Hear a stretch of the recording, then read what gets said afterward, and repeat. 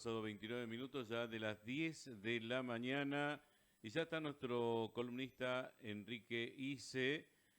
Con él vamos a arrancar esta serie de preguntas que tienen que ver con quiénes pelean en la batalla cultural, dónde está ese ring, cómo se da la confrontación. Bueno, respuesta que nos va a brindar Enrique Ise, que hoy ha sumado también al licenciado Claudio Ricardo Rojas, que es psicólogo social, y para nosotros es un placer recibirlo. Enrique, ¿cómo te va? Buenos días. Buen día, Gustavo. Un gusto siempre. Un saludo cordial a la audiencia, a Diego, que es nuestro operador de lujo.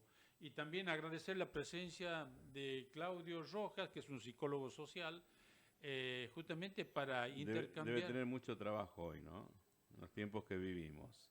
¿Cómo le va, licenciado? Buen día. ¿Qué tal? Buen día, Gustavo. Buen día, Enrique. Muchísimas gracias por la invitación y un fraterno saludo a toda la audiencia de Fantástica.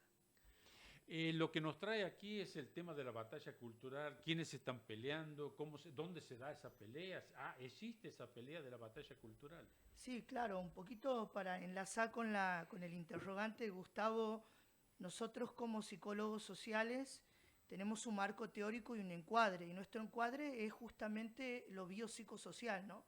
Aquello que sucede en la sociedad y que lo trabajamos desde la perspectiva de cómo preguntarnos, cómo hacer una tomografía de lo que la sociedad vive y el sujeto en sus diferentes grupos. Y aquí respondiendo un poco la pregunta de Enrique, hay una batalla cultural importante y hay un escenario o una escena que hay que ponerla de manifiesto que tiene que ver con estos aspectos. ¿Dónde se da esa batalla? ¿Cómo se da? ¿Y cuál es el concepto que uno tiene en estos tiempos tan antagónicos, en estos tiempos de tanta crisis, en este tiempo de preguntarnos qué es lo que va a pasar, A qué ver, nos va a ¿y pasar? cómo serían las respuestas? Yo por ahí trato de bajar en la parte tecnicista, soy un fiel cuestionador de aquellos que por ahí tratan de ser muy intelectuales en no en sus pensamientos, sino en la forma de explicar. Por eso me considero, más allá de ser un psicólogo social, un terapista popular, aquel que puede disolver el concepto o allanarlo a los sectores más populares para que se puedan interpretar. Ahí estoy parado. Leonardo Boff decía que uno se para y mira de acuerdo a dónde están los pies. Bueno, mis pies están en los barrios populares, mi pie está en la cotidianidad del sujeto, mi pie está en el sufrimiento social que estamos viviendo. Cuando uno habla de batalla cultural, Enrique, lo primero que le viene a la cabeza es Antonio Gramsci, un Ah, gran pensador, un gran filósofo que es quien instala este concepto o esta idea. Por supuesto que no me quiero abocar a hacer una historia de la vida de Antonio Gramsci, sino tomar este aporte que él hace en cuanto a poder pensar la batalla cultural desde el aquí y el ahora. Nosotros a través... ahora, convengamos que hoy por hoy Sí, también la derecha ha leído justamente a Gramsci y lo usa para dar esta batalla, ¿no? bueno, justamente, muy bien, ahí está donde quería partir. La derecha ha sido una buena interpretadora de este concepto. Usted fíjese, Enrique, que la mayoría de los economistas vienen de la ultraderecha y nosotros tenemos un presidente economista.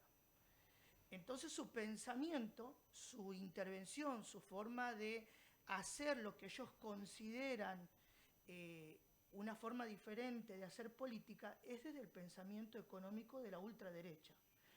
Bien, Sin, em- sí.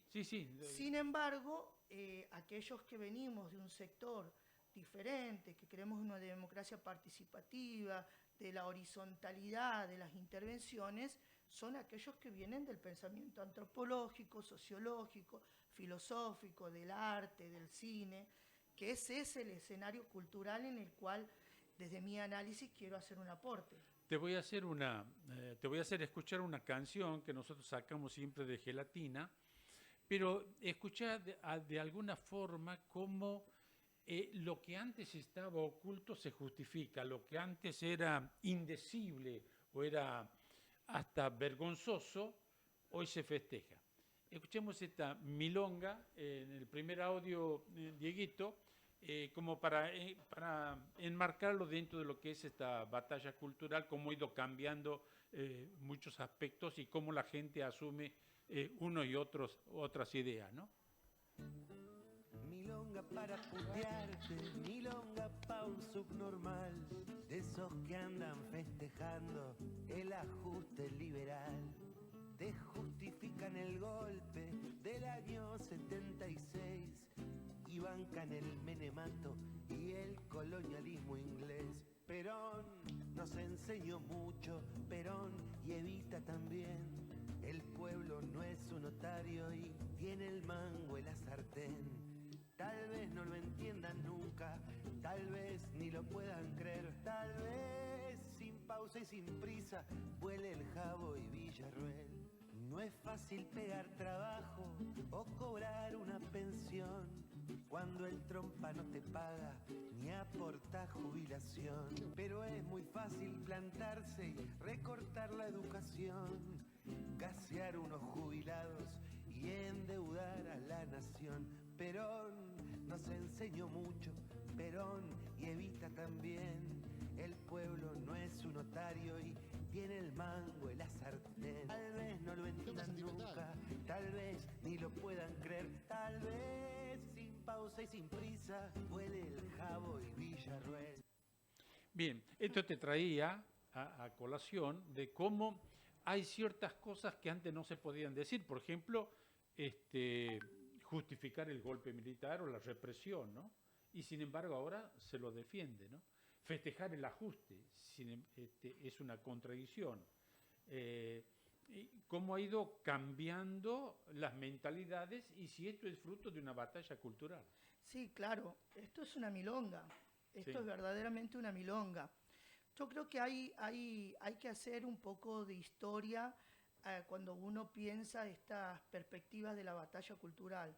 Yo creo que tenemos un presidente que llega con el voto popular, pero llega también porque los escenarios de las batallas culturales que se venían dando a nivel país no se las supo leer. No se las supo leer en diferentes cuestiones. Yo presido la dirección de una consultora, Dialéctica Consultora, y nosotros venimos haciendo diferentes mediciones, y una de las mediciones, lo dijimos el año pasado, era que los jóvenes de 16 a 30 años, que son el caudal de los votantes de Milei, venían de un proceso donde no entendían cuáles eran las conquistas de derechos que se había logrado del 2003 en adelante. Entonces, la derecha ha sido una buena interpretadora. Yo soy un fiel convencido que el presidente cada vez que va al exterior, a Nueva York, va a que le enseñen y es un muy buen alumno en aprender cómo se debe manejar. Entonces la gente, desde esta irritabilidad, de este cansancio, del descreimiento de la política, se ha ido construyendo un patrón cultural que ha ido socavando estas instancias de estos escenarios que tiene que ver con el contexto familiar, que tiene que ver con lo universitario. Entonces A ver si te entiendo. Por ejemplo, la idea de democracia, muchos de estos jóvenes de que vos hablas no tienen idea de lo que ha sido la represión y el golpe militar. Es como si fuera la vuelta de obligado. No tiene, o sea, entre lo que vive hoy de democracia, que es difícil curarse, es difícil comer, es difícil trabajar. Lo que hemos vivido justamente en época de represión, valoramos la democracia. Hay un grupo de gente que hoy sufre esta democracia de impunidad, de concentración de riqueza, de acumulación. Entonces, cambia su visión. Cambia el escenario porque hay un desconocimiento. Mira, vos traías la frase, mi abuelo paterno era un hombre que era militante radical. Y mi abuelo siempre decía, que yo lo desconocía, con la democracia se come, se cura y se educa. ¿Sí? Y nunca lo pude lograr entender. En el año 2003, aquellos que veníamos de un sector de estudiantil, que no entendíamos la política, que no entendíamos qué quería decir esta famosa frase, a partir del 2004 empezamos a entender que había una política pública de Estado que apuntaba que con la democracia se pueda comer, se pueda curar y se puede educar. Y empezamos a entender esa frase que no la entendíamos.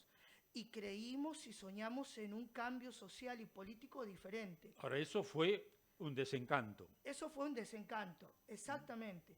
¿Qué pasa con esta generación? Esta generación nació con la tablet bajo el brazo, nació con la computadora bajo el brazo, pero no sabía qué era lo que hizo germinar o gestar esa política pública. Pasa con el tema de derechos humanos. La verdad que para mí es una enorme frustración, siendo hijo de militantes de derechos humanos, habiendo participado en varios encuentros de derechos humanos, siendo un referente de derechos humanos, escuchar a un presidente que se para frente a la ONU a dejarnos como país desvinculados socialmente y donde plantea un escenario totalmente diferente a lo que es la defensa de los derechos del hombre. Bueno, ya comenzó con el Macri, que decía que los derechos humanos eran un curro, y esto también fruto de comunistas, en fin, como socialistas y demás. Alimentando un miedo, ¿no? Te voy a hacer escuchar algo que decía Mondino acerca de las palabras, porque me da la impresión que mucho de así como un tuit puede ser un tiro en esta batalla cultural, las palabras, cambiando las palabras, ocultando ciertas palabras que interpretan hechos, ayudan a esta batalla. Mondino habla de no hablar de alguna palabra. La escuchemos en el segundo audio.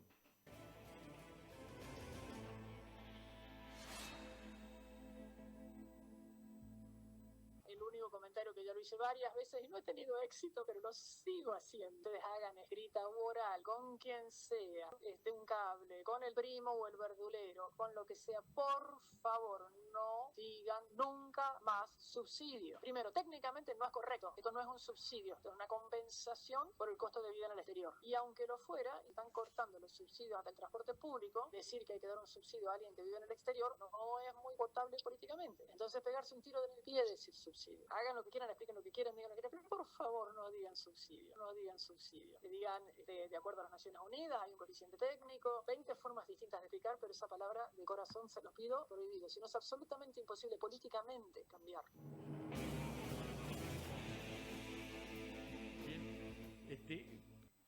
El final es, si siguen diciendo las mismas palabras, políticamente es difícil cambiar. Como que la palabra subsidio está estigmatizada y por lo tanto hay que decir compensación para aquellos que viven o son diplomáticos, no subsidio, ¿no? Sí, yo creo que la batalla cultural también hay que presentarla y plantearla desde el lugar de la falacia. Falacia es igual a mentira. Cómo arman un discurso, un escenario, cómo alinean sus tropas, porque este mensaje es a sus tropas, a sus dirigentes, a sus referentes, a sus funcionarios, para que quedemos como pueblo ignorante, como pueblo que no entiende, como pueblo que puede ser llevado como el camello. Entonces digo, también hay que empezar a desmistificar todas estas cuestiones. Hace una semana atrás escuchamos a una dirigente, una referente política que planteaba esto, de poder analizar el discurso de Milei, el discurso de sus funcionarios, desde un lugar donde tienen tanta convicción y tanta credibilidad, le dan al discurso tan bien armado, que la gente empieza a entender que eso es verdad. Aquel de a pie, a mí me gusta hablar mucho con la gente de barrio y explicarle que esto es una mentira, esto es totalmente una mentira, que los repriman a los jubilados y quieran hacer creer que es por culpa de ellos, cuando en realidad no es culpa del pueblo, es un sometimiento, es otra mentira. Que vayan a Naciones Unidas y que nos dejen fuera o nos dejen ante países del mundo como una Argentina aislada, también es una mentira. Forma parte de un modus operandi de ver de qué manera nos pueden desmantelar y ganarnos culturalmente con una política de derecha que viene a desmantelar el Estado y que viene a dejarnos en el tapete más grande de la pobreza como sociedad. Bueno, sabes que aquí en Santiago me han comentado que se ha prohibido la palabra pro huerta. O sea, no se puede decir la palabra pro huerta o economía familiar.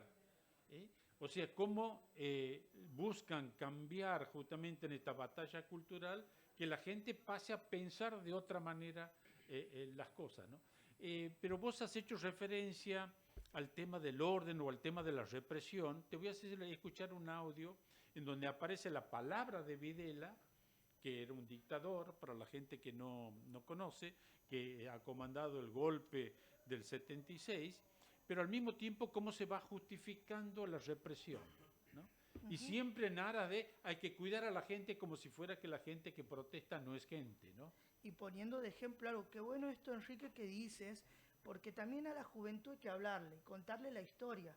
Hay muchos jóvenes que no saben quién ha sido Videla, hay mucha gente que no sabe lo que ha sido el vuelo de la muerte, hay mucha gente que no sabe qué ha sido la noche de los lápices. Entonces es importante reconstruir la historia para tener memoria y para que esto nunca más vuelva a suceder, ¿no? Sí, nos quitan la memoria. El Papa decía que nos están comiendo la memoria. Escuchamos el tercer audio, Dieguito.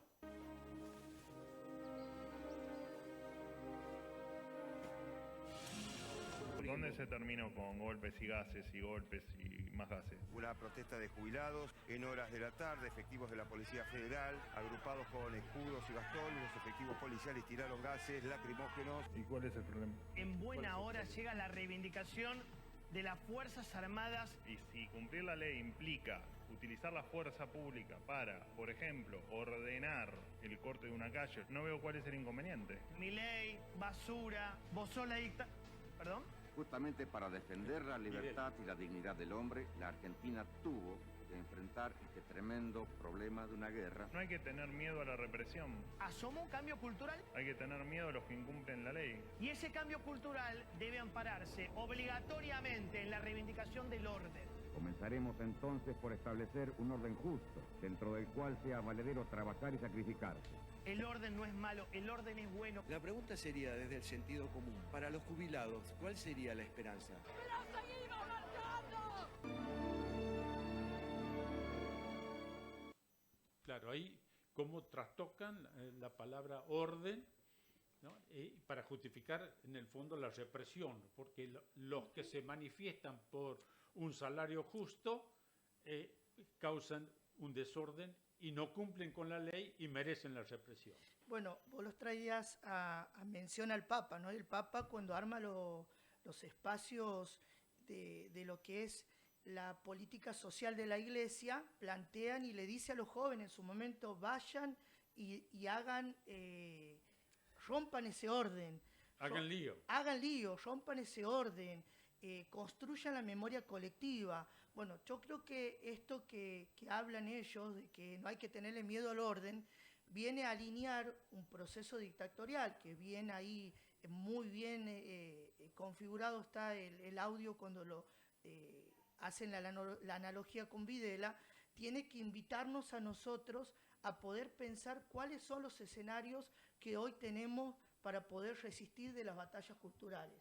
Y creo que los escenarios que tenemos es esto, ¿no? Las universidades, los clubes de barrio, la misma familia, los centros de jubilados. Creo que hay que empezar a ordenar desde la memoria y desde la perspectiva de construcción colectiva, hay que empezar a ordenar estos espacios de batallas culturales, que me parece que son muy importantes, Enrique, y me parece que esto también viene a contrarrestar la balanza de equilibrio en el cual ellos buscan hacernos creer un discurso válido, buscan que estemos ordenados, buscan que estemos alineados, si no te reprimen. Entonces creo que ahí es donde nosotros tenemos que ver de qué manera aquellos que somos agentes de lo social, aquellos que podemos tener una visión un poquito más abierta en relación a los aportes que podemos hacer, es de donde tenemos que dar la discusión. Por eso me parecía muy importante de que hablemos de batalla cultural como espacio de resistencia y como espacio de organización de las bases y de los espacios sociocomunitarios. Me parece muy importante eso.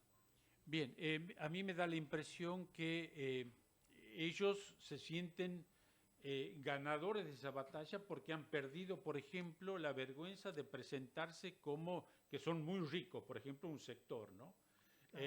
O de querer defender que no pueden hacer, que no existe la solidaridad, que no existe la justicia social, que eso son cosas que nos atrasan y salen ya sin vergüenza, ¿no? Quiere decir que esa batalla del lenguaje, esa batalla cultural, la han ido ganando y van estableciendo justamente un orden en donde los enemigos son los bolivianos, donde los enemigos son, en fin, la gente que te quita el trabajo, o un orden, perdóname, pero una justificación en donde la acumulación de la riqueza y la defensa de las jerarquías sociales y económicas en la sociedad son el único camino, ¿no? Sí, ellos son alérgicos a los pobres, ellos son alérgicos a la organización social,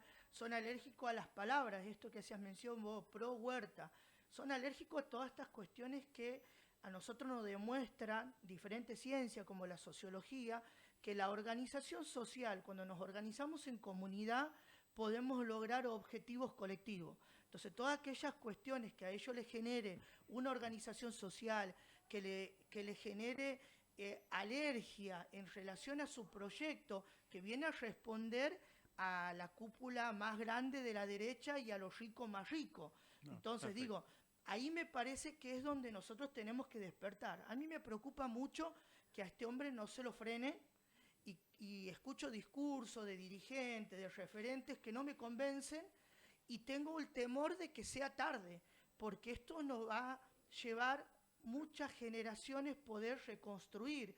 No es que cuando se adquiere un derecho, el derecho se lo puede de un día para el otro por un decreto volver a reflotar. Un derecho que se ha perdido es un derecho que le va a llevar a muchas generaciones reconstruir. Entonces, me parece muy preocupante que no se reaccione, me parece muy preocupante cuando veo a veces, me llama mucho la atención, gente que tiene la responsabilidad de hacer políticas públicas y no las hace. Entonces, digo, eso me preocupa mucho, me preocupa que el Estado no intervenga con intervenciones que sean eficaces. Me preocupa mucho que crezca la violencia de género, me preocupa mucho que cada vez haya más adicciones, me preocupa mucho que cada vez haya más desocupación y que los órganos que tienen que generar la articulación para generar este engranaje de sostén dentro de lo social no lo haga. Eso me preocupa muchísimo. Te dejo una pregunta como para reflexionar. La derecha en esta batalla cultural es muy potente, muy fuerte simbólicamente, pero me parece que en la parte económica tiene medio pie de barro. Me parece que es escasa su proliferación o su efectividad en lo económico. ¿Vos crees que esto va a trastocar, lo económico va a trastocar, le va a ganar a la batalla cultural o que ganando la batalla cultural van a resignificar hasta las derrotas económicas? No, la batalla cultural hay que darla.